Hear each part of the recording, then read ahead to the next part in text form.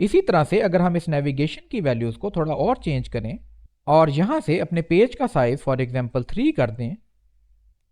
तो आप देखेंगे कि इस बार हमारे पास तीन आइटम्स के 3 पेजेस यहाँ पर मौजूद हैं और हम यहाँ से इन पेजेस पर नेविगेट कर सकते हैं।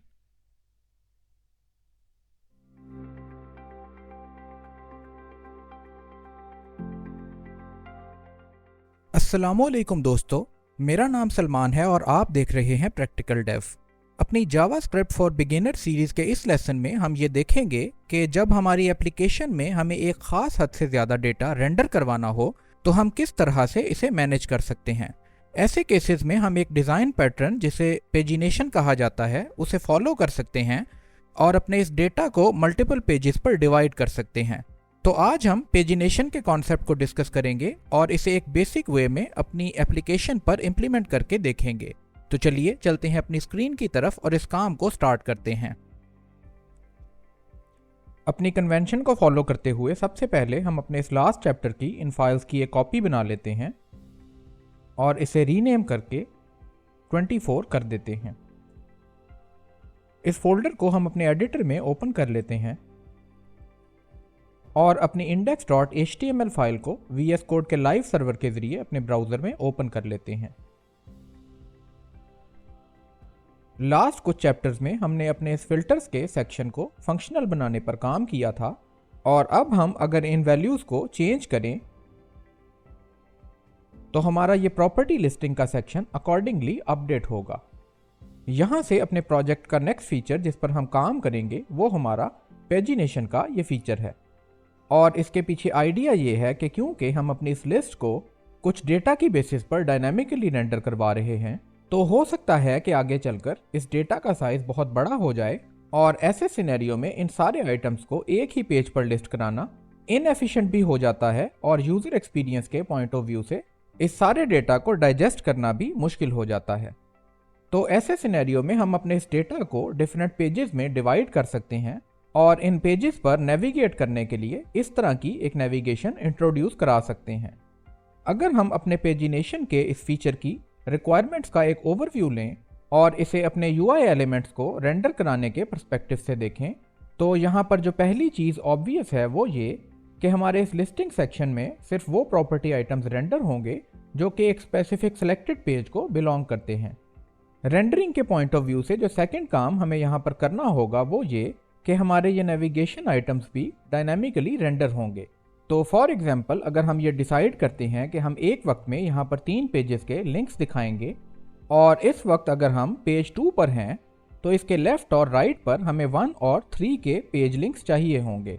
इसकी जगह पर अगर हम करंटली पेज 3 को व्यू कर रहे हों तो इसके लेफ्ट और राइट साइड पर हमें पेजेस 2 और 4 चाहिए होंगे। इसी तरीके से हमारे पास ये जो 2 एरोस का लिंक है इसका मकसद हमें अपने लास्ट पेज पर नेविगेट करना है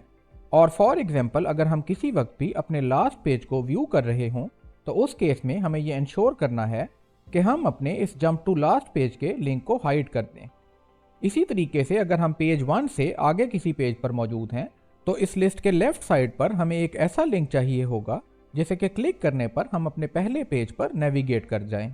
तो इस तरीके से आप समझ गए होंगे कि पेजिनेशन लिंक्स की इस नेविगेशन को हमें डायनामिकली अपने डेटा की बेसिस पर रेंडर करवाना होगा और इसके साथ ही साथ शायद आप ये चीज़ भी समझ गए होंगे कि ये कॉम्प्यूटेशंस थोड़ी सी कॉम्प्लेक्स हो सकती हैं।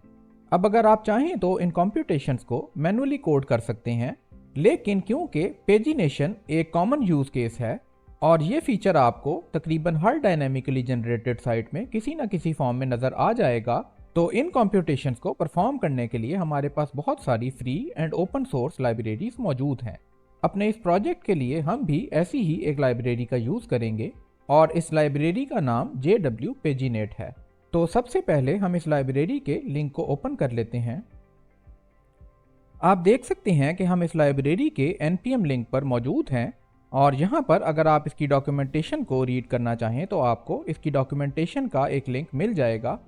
इस लिंक को भी हम अपने ब्राउज़र में ओपन कर लेते हैं।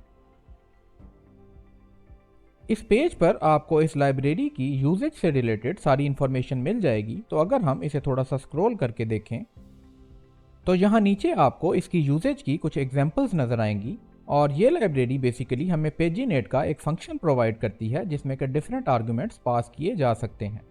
अगर हम थोड़ा सा और नीचे स्क्रॉल करें तो यहाँ पर आपको इसकी सबसे डिटेल्ड एग्जांपल नज़र आएगी। और इस पेजीनेट के फंक्शन में बेसिकली हम अपने टोटल आइटम्स पास कर सकते हैं। इसके बाद हम अपना करंट पेज पास कर सकते हैं जैसे कि 7। नेक्स्ट हम अपने पेज का साइज़ यहाँ पर पास कर सकते हैं, जिसका मतलब ये होगा कि हम एक पेज में कितने आइटम्स रेंडर करवाना चाहते हैं। और फाइनली हम इसे मैक्स पेजेस की एक वैल्यू पास कर सकते हैं और इस आर्ग्यूमेंट के ज़रिए हम ये स्पेसिफाई कर सकते हैं कि हमारी पेजिनेशन की नेविगेशन में एक वक्त में कितने लिंक्स रेंडर होंगे। तो मिसाल के तौर पर अगर हम अपनी पेजिनेशन नेविगेशन को देखें तो यहाँ पर मैक्स पेजेस की वैल्यू 3 होगी, क्योंकि हम एक वक्त में यहाँ पर 3 पेजेस के लिंक्स रेंडर करवाएंगे। इस लाइब्रेरी को अपने प्रोजेक्ट में यूज़ करने के लिए हम इसका CDN का लिंक फाइंड करने की कोशिश करते हैं। तो अगर हम इस पेज में एक छोटी सी सर्च करें तो यहाँ पर अपेरेंटली CDN का कोई लिंक अवेलेबल नहीं है, लेकिन हम गूगल में एक छोटी सी सर्च करके इसका CDN लिंक फाइंड कर सकते हैं। तो अगर हम अपनी गूगल की सर्च बार में jw-paginet स्पेस CDN के कीवर्ड्स एंटर करें तो यहाँ पर आपको इसके CDN के कुछ लिंक्स मिल जाएंगे। हम यहाँ से इस पहले लिंक को ओपन कर लेते हैं और इस स्क्रिप्ट के टैग को यहाँ से कॉपी कर लेते हैं। नेक्स्ट हम अपने index.html पेज में चलकर इस लाइब्रेरी को अपने इस पेज में इंक्लूड करवा लेते हैं।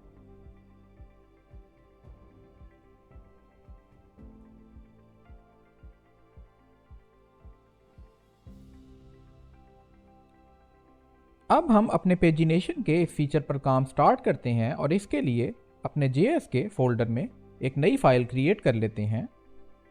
इस फाइल का नाम हम pagination.js रख सकते हैं और इस फाइल को भी हम अपनी index.html फाइल में अटैच कर लेते हैं। तो हम यहाँ पर अपनी properties.js फाइल के इस स्क्रिप्ट से ऊपर इस स्क्रिप्ट को इंक्लूड करवाएंगे।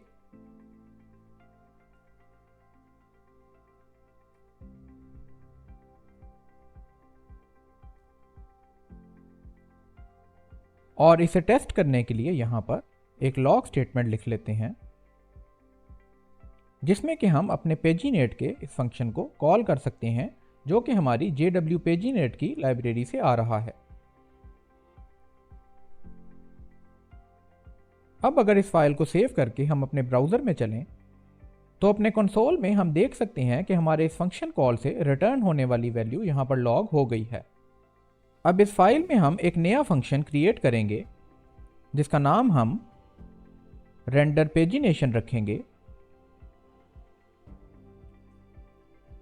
इस फंक्शन की दो प्राइमरी रिस्पॉन्सिबिलिटीज होंगी और उन्हें इलेबोरेट करने के लिए हम यहाँ पर इस फंक्शन की कुछ डॉक्यूमेंटेशन लिख लेते हैं। तो इस फंक्शन का पहला काम ये होगा कि ये हमारी पेजिनेशन लिंक्स की नेविगेशन को रेंडर करेगा और इसका दूसरा काम ये होगा कि ये हमारी पेजिनेशन की कंप्यूटेशंस को परफॉर्म करने के बाद हमें हमारा current page of data return करेगा। इस काम को करने के लिए ये प्रॉपर्टीज़ का एक आर्ग्यूमेंट एक्सेप्ट करेगा जो कि हमारी प्रॉपर्टी ऑब्जेक्ट्स की एक अरे होगी। और जैसा कि हमने ऊपर डिस्कस किया कि ये फंक्शन हमें एक नई अरे ऑफ प्रॉपर्टीज़ रिटर्न भी करेगा। अपने करंट पेज को ट्रैक करने के लिए हम यहाँ पर एक नया वेरिएबल क्रिएट कर लेते हैं जिसका नाम करंट पेज हो सकता है और इसे एक इंटीजर वैल्यू दे देते हैं जैसा कि 1। अब यहाँ पर इस फंक्शन में जो सबसे पहला काम हम करेंगे वो ये कि अपनी पेजिनेशन की कंप्यूटेशंस को परफॉर्म करेंगे और उसके लिए हम अपने पेजीनेट के फंक्शन को यूज़ करेंगे। तो हम यहाँ पर एक वेरिएबल क्रिएट कर सकते हैं जिसका नाम हम पेजिनेशन डेटा रख सकते हैं और इसकी वैल्यू के लिए हम यहाँ पर पेजीनेट के इस फंक्शन को कॉल करेंगे। इस फंक्शन में जो आर्ग्यूमेंट्स हम पास कर सकते हैं उसके लिए मैं यहाँ पर एक कमेंट लिख लेता हूँ ताकि इसे फॉलो करना आसान हो सके। तो आप देख सकते हैं कि हमारे इस पेजीनेट के इस फंक्शन में जो आर्ग्यूमेंट्स जाएंगे उनका सीक्वेंस कुछ इस तरह से होगा। तो सबसे पहले हमें अपने टोटल आइटम्स की वैल्यू यहाँ पर पास करनी होगी और उसके लिए हम अपनी प्रॉपर्टीज़ की इस अरे की लेंथ को पास कर सकते हैं। नेक्स्ट हम इसे अपना करंट पेज बता सकते हैं और करंट पेज की वैल्यू हम इस वेरिएबल से ले सकते हैं। तीसरे नंबर पे हम इसे ये बता सकते हैं कि हमारे पेज का साइज क्या होगा, यानी कि हमारे एक पेज में कितने आइटम्स रेंडर होंगे। अब इस पेज साइज की वैल्यू आप यहाँ पर भी इस तरह से पास कर सकते हैं या फिर इसे एक सेंट्रल लोकेशन से कंट्रोल करने के लिए एक नया वेरिएबल क्रिएट कर सकते हैं। तो हम यहाँ पर एक नया वेरिएबल क्रिएट कर लेते हैं जिसका नाम हम पेज साइज ही रख सकते हैं और इसकी वैल्यू फॉर एग्जांपल अभी 3 होगी। तो हम यहाँ पर इस पेज साइज के वेरिएबल को यूज कर सकते हैं और इसी तरीके से अपने मैक्स पेजेस के लिए भी एक नया वेरिएबल क्रिएट कर सकते हैं। हमारे इस मैक्स पेजेस के इस वेरिएबल की वैल्यू भी 3 हो सकती है और इस वैल्यू को हम यहाँ पर इस चौथे आर्गुमेंट के तौर पर पास कर सकते हैं। इस पेजिनेट के फंक्शन से कंप्यूट होने वाले डेटा को हम यहाँ पर लॉग करा के देख लेते हैं।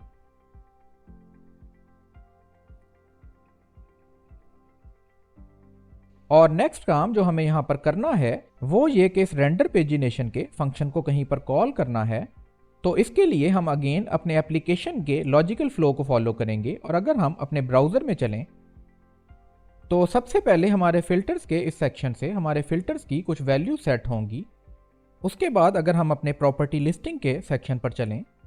तो यहाँ पर इन आइटम्स के रेंडर होने से पहले हम अपने फिल्ट्रेशन के प्रोसेस को परफॉर्म करेंगे। तो इस सेक्शन में हमारे फिल्ट्रेशन के प्रोसेस से गुजरकर जो डेटा बचेगा उस सारे डेटा को हम अपने अगले स्टेप में यहाँ पर डायरेक्टली रेंडर करवाने की बजाय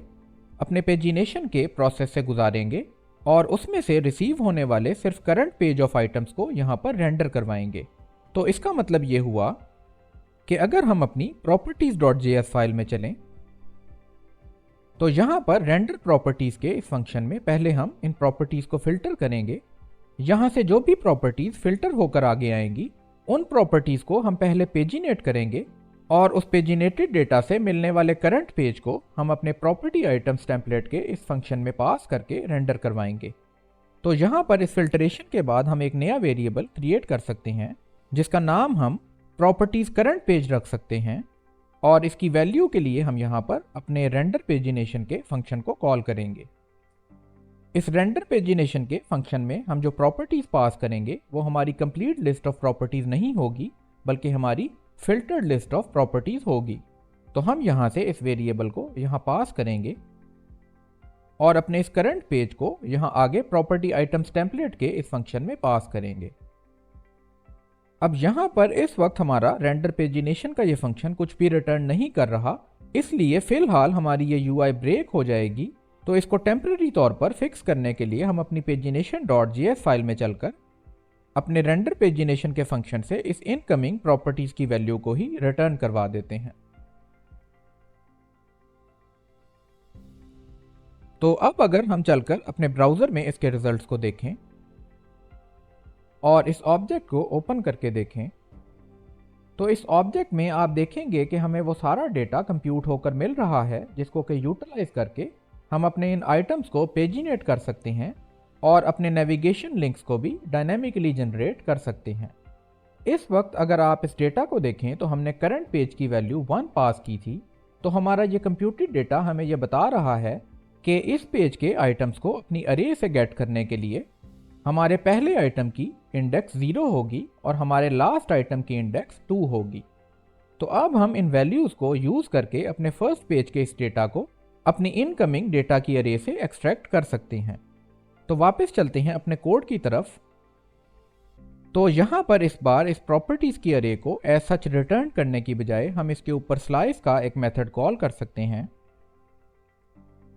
और अगर आप VS कोड में इस फंक्शन के ऊपर हवर करके इसकी डॉक्यूमेंटेशन को थोड़ा सा रीड करें तो यहाँ पर आप देख सकेंगे कि this function returns a copy of a section of an array. तो बेसिकली ये मेथड हमारी एक मेन अरे में से एक सब अरे या उस अरे का एक सेक्शन एक नई अरे की फॉर्म में एक्सट्रैक्ट करने के काम आता है। ये मेथड 2 आर्ग्यूमेंट्स या पैरामीटर्स एक्सेप्ट करता है जिनमें से पहला आर्ग्यूमेंट हमारी स्टार्टिंग इंडेक्स होगी और सेकंड आर्ग्यूमेंट हमारी एंडिंग इंडेक्स होगी। इस एंडिंग इंडेक्स के बारे में एक इंपॉर्टेंट नोट जो कि आप यहीं पर देख सकते हैं वो ये है कि इस एंडिंग इंडेक्स पर प्रेजेंट एलिमेंट हमारी सब अरे में इंक्लूड नहीं होता। तो अपने इस करंट पेज के लिए हमारे पास इन दोनों आर्ग्यूमेंट्स की वैल्यू इस पेजिनेशन डेटा में मौजूद है, तो हम यहाँ से अपनी स्टार्टिंग इंडेक्स के लिए pagination data dot start index की प्रॉपर्टी को यूज़ कर सकते हैं और अपनी एंडिंग इंडेक्स के लिए pagination data dot and index की प्रॉपर्टी को यूज़ कर सकते हैं। लेकिन जैसा कि मैंने अभी बताया था कि इस एंड इंडेक्स पर मौजूद एलिमेंट हमारे फाइनल रिजल्ट में इंक्लूड नहीं होगा, और अगर हम अपने पेजिनेशन डेटा की करंट वैल्यू को देखें तो यहाँ पर हमारी स्टार्ट इंडेक्स की वैल्यू 0 है और हमारी एंड इंडेक्स की वैल्यू 2 है, यानी कि जो एलिमेंट्स हम अपने इस करंट पेज 1 के लिए एक्सट्रैक्ट करना चाहते हैं उनकी इंडेक्सेस 0, 1 और 2 होंगी। तो अगर हम यहाँ पर 0 से 2 तक की इंडेक्सेस पास करेंगे तो इस केस में 2 हमारे पास यहाँ से एक्सक्लूड हो जाएगा और हमें रिटर्न होने वाली वैल्यूज़ में हमें सिर्फ 0 और 1 की वैल्यूज़ मिलेंगी। फिलहाल अगर हम इस फाइल को यहाँ पर सेव करके वापस इसके रिजल्ट्स को अपने ब्राउज़र में देखें तो आप देखेंगे कि यहाँ पर हमारे पास 2 आइटम्स इस पेज के लिए रेंडर हो गए हैं, लेकिन क्योंकि हम अपने थर्ड एलिमेंट को भी इस पेज में इंक्लूड करवाना चाहते हैं तो हम अपने स्लाइस के मेथड की इस कॉल में अपनी एंड इंडेक्स को 1 से इंक्रीमेंट कर सकते हैं, जिसका मतलब ये होगा कि अब हम 0, 1 और 2 को इंक्लूड करेंगे और 3 की ये वैल्यू एक्सक्लूड होगी। अब अगर हम इसके रिजल्ट को अपने ब्राउज़र में देखें तो अब आप देख सकते हैं कि यहाँ पर हमारे पहले 3 एलिमेंट्स जो कि हमारे फर्स्ट पेज के एलिमेंट्स हैं रेंडर हो गए हैं। अब अगर आप एक इंस्टेंस के लिए इन एलिमेंट्स को अपने जहन में रखें और हम वापस अपने कोड में चलकर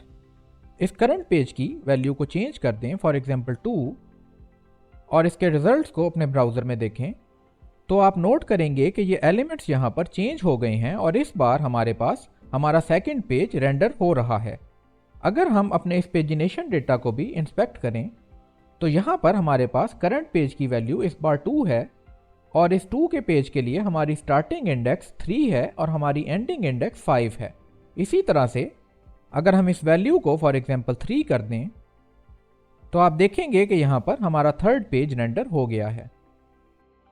इसी तरह से अगर हम इन आर्ग्यूमेंट्स को थोड़ा सा और चेंज करके देखें और अपने पेज साइज को फॉर एग्जांपल 6 कर दें और इस फाइल को सेव करके इसके रिजल्ट को अपने ब्राउज़र में देखें तो आप देखेंगे कि हमारे पहले पेज में इस वक्त 6 आइटम्स रेंडर हो रहे हैं, लेकिन क्योंकि हम जानते हैं कि इस वक्त हमारे टोटल नंबर ऑफ आइटम्स 9 हैं तो हमारे सेकंड पेज में पूरे 6 एलिमेंट्स रेंडर नहीं होंगे बल्कि रिमेनिंग 3 एलिमेंट्स रेंडर होंगे। आप देख सकते हैं कि हमारे सेकंड पेज में इस बार सिर्फ 3 एलिमेंट्स रेंडर हुए हैं और इसकी वजह यह है कि जैसा कि हमने डिस्कस किया हमारे टोटल नंबर ऑफ आइटम्स 9 हैं, तो हमारे फर्स्ट पेज पर 6 आइटम्स रेंडर होंगे और हमारे सेकंड पेज पर बाकी के 3 एलिमेंट्स रेंडर होंगे। अब इस डेटा को यूज़ करते हुए नेक्स्ट काम जो हम करेंगे वो ये कि अपनी इस नेविगेशन को डायनामिकली रेंडर करेंगे। तो वापस चलते हैं अपने कोड की तरफ और अपनी इस नेविगेशन लिस्ट की HTML को जनरेट करने के लिए एक टेम्पलेट फंक्शन क्रिएट करते हैं। तो हम यहाँ पर एक नया फंक्शन क्रिएट करेंगे जिसका नाम हम पेजिनेशन लिंक्स टेम्पलेट रख सकते हैं। ये टेम्पलेट हमारा पेजिनेशन डेटा एक्सेप्ट करेगी और इस डेटा के हिसाब से एक टेम्पलेट स्ट्रिंग जनरेट करके रिटर्न करेगी। इस बेसिक टेम्पलेट स्ट्रिंग को जनरेट करने के लिए सबसे पहले हम अपनी index.html फाइल में चलते हैं और इस नेविगेशन के बेसिक HTML कंटेंट्स को यहाँ से कॉपी करते हैं। तो यहाँ पर आप देख सकते हैं कि हमारे पास एक UL एलिमेंट है, तो हम यहाँ पर कुछ ऐसा काम कर सकते हैं कि इस UL के इस पेरेंट div एलिमेंट के ऊपर एक ID असाइन कर लेते हैं और ये ID पेजिनेशन कंटेनर की हो सकती है और यहाँ से इस UL को हम कट कर लेते हैं। अब अपने पेजिनेशन लिंक्स टेम्पलेट के इस फंक्शन से हम एक टेम्पलेट स्ट्रिंग रिटर्न करवा सकते हैं और फिलहाल यहाँ पर ये सेम UL एलिमेंट पेस्ट कर देते हैं। नेक्स्ट हम अपने रेंडर पेजिनेशन के इस फंक्शन में आकर अपनी इस रिटर्न स्टेटमेंट से पहले अपने कंटेनर div एलिमेंट को एक्सेस करेंगे और इसकी इनर HTML के लिए हम पेजिनेशन लिंक्स टेम्पलेट के इस फंक्शन को कॉल करेंगे। इस फाइल को सेव करके इसके रिजल्ट को अपने ब्राउज़र में देख लेते हैं और आप देख सकते हैं कि हमारे ये नेविगेशन लिंक्स उसी तरह से रेंडर हो रहे हैं जिस तरह से ये पहले रेंडर हो रहे थे। अब हम आगे बढ़कर इस टेम्पलेट फंक्शन को डायनामिक बनाने पर काम शुरू करते हैं और सबसे पहले इस फंक्शन और इसके आर्ग्यूमेंट से रिलेटेड कुछ डॉक्यूमेंटेशन यहां पर लिख लेते हैं। आप देख सकते हैं कि मैंने यहां पर इस फंक्शन से रिलेटेड कुछ डॉक्यूमेंटेशन लिख ली है और इस पेजिनेशन डेटा के आर्ग्यूमेंट के लिए एक रीयूजेबल टाइप भी यहां पर क्रिएट कर ली है और ये टाइप बेसिकली मैंने अपने पेजिनेशन डेटा के इस रिजल्ट को देखकर बनाई है। अब हम अपनी इस टेम्पलेट पर काम को कंटिन्यू करते हैं और सबसे पहले यहां पर इस जंप टू लास्ट के लिंक की तरह से जंप टू फर्स्ट का एक लिंक क्रिएट कर लेते हैं। यहां पर हम अपने लेस देन के दो साइंस यूज कर सकते हैं और अगर इस फाइल को सेव करके इसके रिजल्ट को हम अपने ब्राउजर में देखें तो आप देखेंगे कि हमारे पास यहां पर इस बार दो लिंक्स हैं। हमारा पहला लिंक जंप टू फर्स्ट का लिंक होगा और last link jump to last का लिंक होगा। अब जैसा कि हमने ये पहले डिस्कस किया था कि जंप टू फर्स्ट और जंप टू लास्ट के ये लिंक्स कंडीशनल होंगे और इनको कंडीशनल बनाने के लिए हम यहाँ पर स्ट्रिंग इंटरपोलेशन का यूज कर सकते हैं और यहाँ पर एक कंडीशन लिख सकते हैं। और इस जंप टू फर्स्ट के इस लिंक की कंडीशन कुछ इस तरह से हो सकती है कि अगर हमारा पेजिनेशन डेटा का करंट पेज 1 से बड़ा है यानी कि हम फर्स्ट पेज पर नहीं हैं बल्कि आगे के किसी पेज पर मौजूद हैं, तो उस केस में हम अपने इस लिंक को रेंडर करवाएंगे।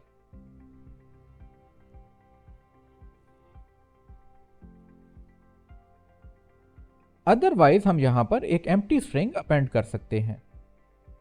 इसी तरीके से अपने लास्ट लिस्ट आइटम के लिए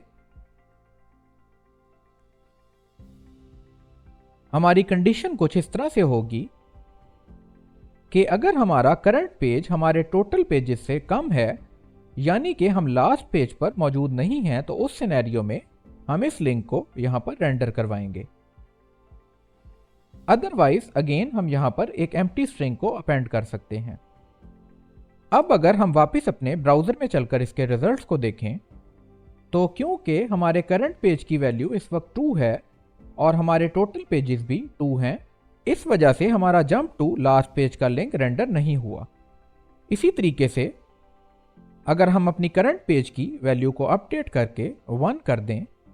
तो इस सिनेरियो में हमारा जंप टू फर्स्ट का लिंक रेंडर नहीं होगा। अब जो नेक्स्ट काम हमें यहां पर करना है वो ये कि अगर हम अपने इस डेटा को ओपन करें तो हमें इस पेजेस की अरे में मौजूद हर पेज नंबर के लिए एक लिंक यहां पर जनरेट करना है। तो हम वापस चलते हैं अपने कोड की तरफ और यहां पर इन लिंक्स को डायनामिकली इस तरीके से रेंडर करेंगे कि ये हमारे पेजिनेशन डेटा की पेजेस की प्रॉपर्टी की बेसिस पर क्रिएट हों। तो यहां पर हम इंटरपोलेशन को यूज करते हुए एक और कोड ब्लॉक ओपन कर सकते हैं और इस कोड ब्लॉक में हम अपने पेजिनेशन डेटा की पेजेस की प्रॉपर्टी के ऊपर लूप करेंगे और इस लूप के लिए हम यहां पर मैप का फंक्शन यूज करेंगे। इस मैप के कॉल बैक फंक्शन में हमें एक एक करके हमारे पेज नंबर्स मिलेंगे और अपने इस हर पेज के लिए हम इस फंक्शन से एक नेविगेशन लिंक रिटर्न करेंगे। तो हम यहां पर फिलहाल इसी लिंक को कॉपी कर लेते हैं और इस 1 की वैल्यू को अपने एक्चुअल पेज नंबर से रिप्लेस कर लेते हैं। अब ये मैप का फंक्शन हमें एक अरे रिटर्न करेगा जिसका हर आइटम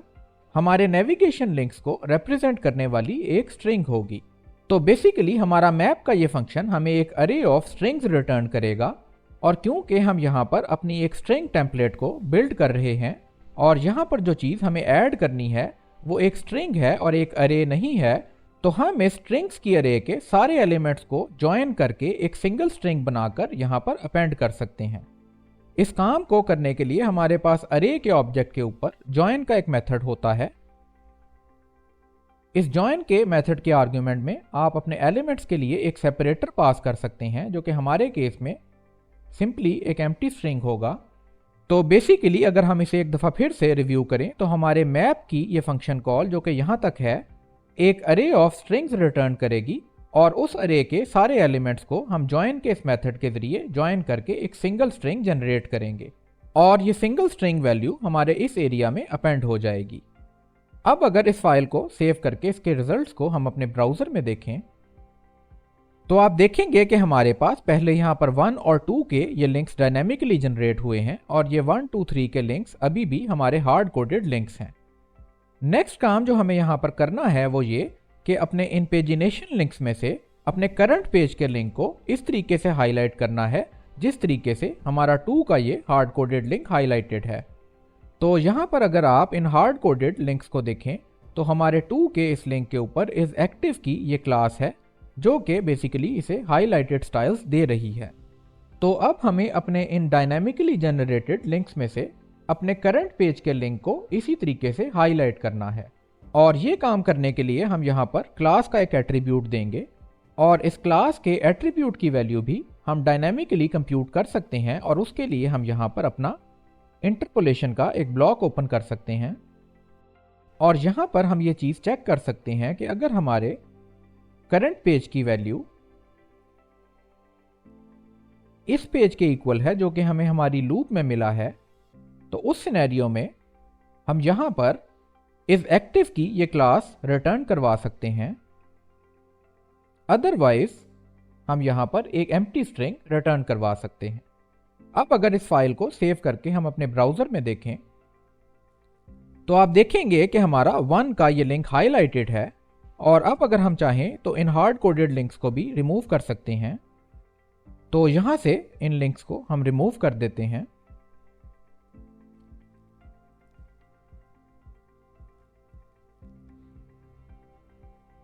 और अगर हम अपने करंट पेज की वैल्यू को फॉर एग्जांपल 2 करके देखें तो आप देखेंगे कि इस बार हमारा 2 का ये लिंक हाईलाइटेड है।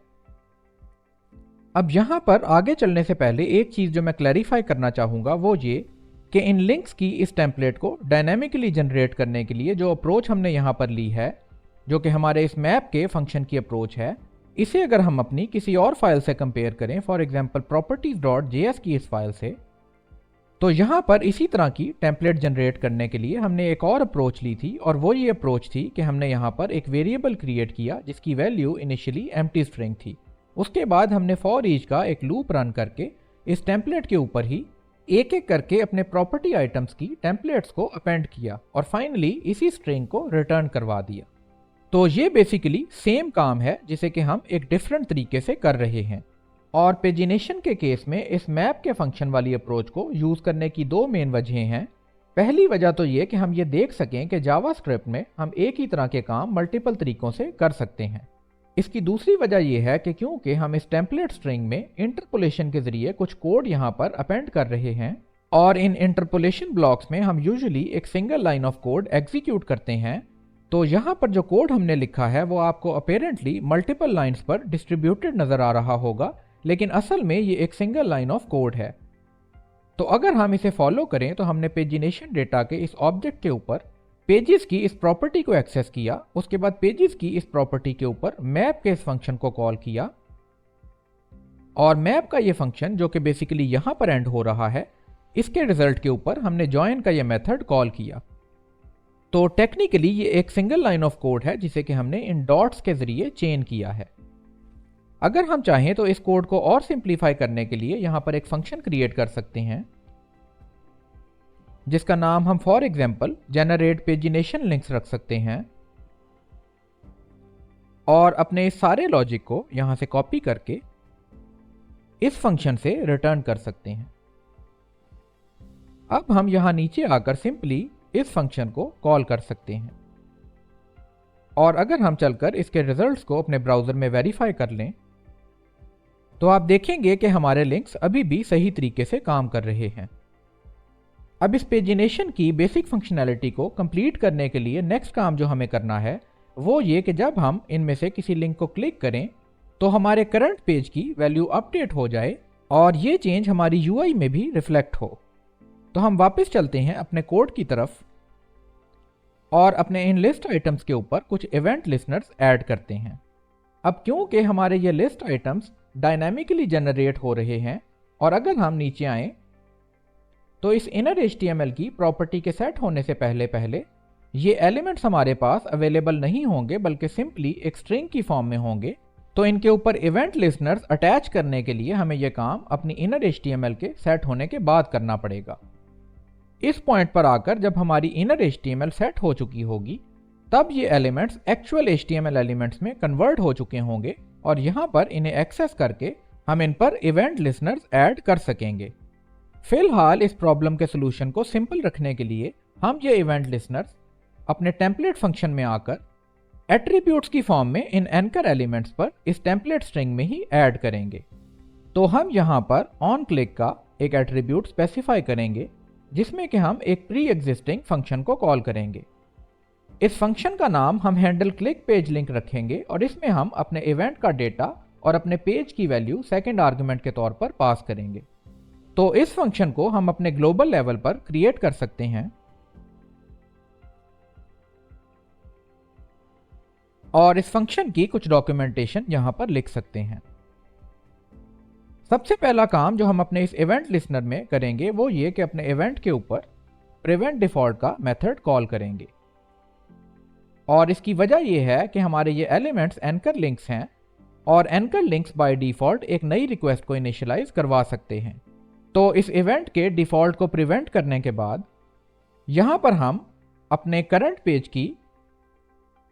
इस वैल्यू को अपडेट कर सकते हैं और इस वैल्यू को अपने आर्गुमेंट से पास होने वाले पेज के इक्वल सेट कर सकते हैं। नेक्स्ट, जैसा कि हमने अपने फिल्टर्स के केस में किया था, हम रेंडर प्रॉपर्टीज के इस फंक्शन को एक दफा फिर से कॉल करके अपनी UI को री-रेंडर कर सकते हैं। तो हम यहां पर अपने रेंडर प्रॉपर्टीज के इस फंक्शन को कॉल करेंगे और ये हमारी UI को एक दफा फिर से अपडेट करके रेंडर कर देगा। इसके रिजल्ट को अगर हम अपने ब्राउजर में चलकर देखें और यहां से अपने इस पेज को स्विच करें तो आप देखेंगे कि हमारा पेज यहां पर अपडेट हो गया है।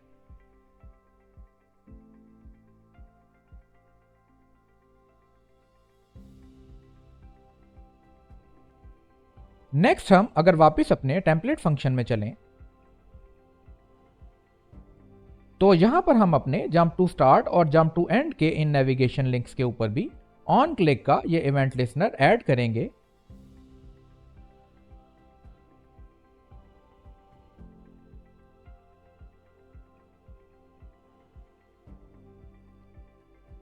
हमारे जंप टू स्टार्ट के केस में पेज की ये वैल्यू 0 हो जाएगी और जंप टू एंड के लिंक के केस में पेज की ये वैल्यू हमारे पेजिनेशन डेटा से आने वाली टोटल पेजेस की वैल्यू होगी। अब अगर हम चलकर इसके रिजल्ट को अपने ब्राउजर में वेरीफाई करें और यहां से अपने जंप टू स्टार्ट के लिंक को क्लिक करें तो ये हमें हमारे फर्स्ट पेज पर ले आएगा। इसी तरह से अगर हम अपने जंप टू एंड के इस लिंक को क्लिक करें तो ये हमें हमारे लास्ट पेज पर ले आएगा। इसी तरह से अगर हम इस नेविगेशन की वैल्यूज को थोड़ा और चेंज करें और यहां से अपने पेज का साइज फॉर एग्जांपल 3 कर दें तो आप देखेंगे कि इस बार हमारे पास 3 आइटम्स के 3 पेजेस यहां पर मौजूद हैं और हम यहां से इन पेजेस पर नेविगेट कर सकते हैं। तो दोस्तों, ये थी हमारी आज की वीडियो। अगर पसंद आई हो तो इसे लाइक और शेयर करना मत भूलिएगा और अगर आपने अभी तक ये चैनल सब्सक्राइब नहीं किया तो प्लीज़ इसे सब्सक्राइब कर लीजिए। Until next time, this is Practical Dev signing out.